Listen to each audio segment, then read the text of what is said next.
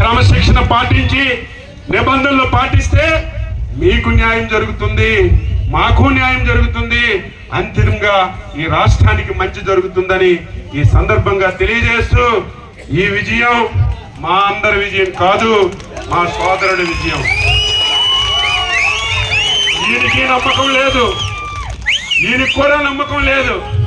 ఈరోజు ఏంటి ప్రోగ్రాం అంటే మధ్యాహ్నం తిరుపతి వెళ్తున్నాను అన్నాడు. ఏమంటే ఈ సమస్యకు పరిష్కారం దొరికితే వెంకటేశ్వర స్వామి దగ్గరికి వస్తానని మొక్కుకున్నాడంట.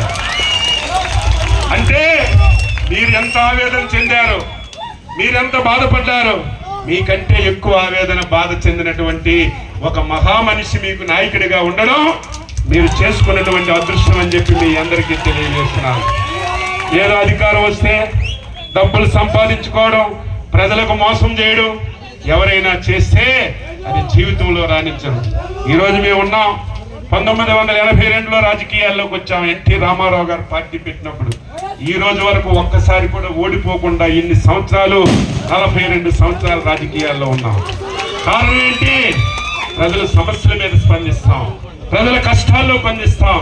ఎక్కడ ఏ సమస్య ఉన్నా చంద్రబాబు నాయకత్వంలో ముందుంటాం కాబట్టి మాకు ప్రజలు గౌరవిస్తున్నారు. మేమేం రాజకీయ కుటుంబాలు కాదు, రాజుల కుటుంబాలు కాదు, సామాన్య వ్యక్తులమే, అసాధారణమైనటువంటి వ్యక్తులమే.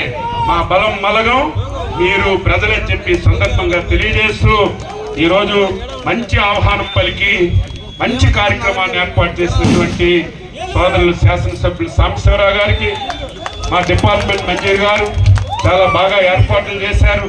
ఆయన కూడా అనునిత్యం దీని మీద పర్యవేక్షించి చిన్న సమస్య ఉన్నా పెద్ద సమస్య ఉన్నా మా దృష్టికి తీసుకొస్తే అన్ని పరిష్కరించి మీకు న్యాయం చేస్తామని సందర్భంగా తెలియజేస్తూ అందరికీ నమస్కారం. Thank you.